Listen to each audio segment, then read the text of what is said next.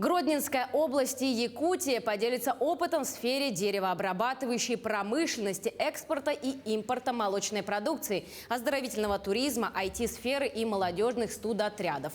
Кстати, это движение в Гродненской области стало возрождаться так же активно, как и в Якутии. В ходе деловой беседы постпреда Андрея Федотова и председателя Гродненского облисполкома Владимира Караника под особый фокус попала и тема лесовосстановления.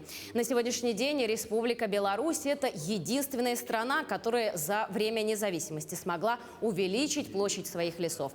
Между Гродненской областью и Якутией еще в 2013 году был подписан договор о взаимовыгодном сотрудничестве. А сегодня настал момент перехода на качественно новый уровень, отметили спикеры.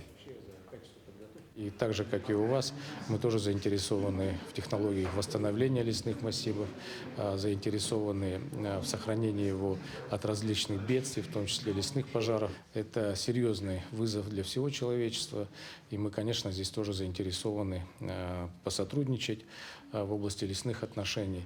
Мы каждый год увеличиваем площадь лесов, мы восстанавливаем леса, создана целая система ухода за ними, выпускается и техника для ухода за лесами. Поэтому понятно, что у нас масштабы другие, но я думаю, что наши подходы способны работать и на благо лесов вашей республики.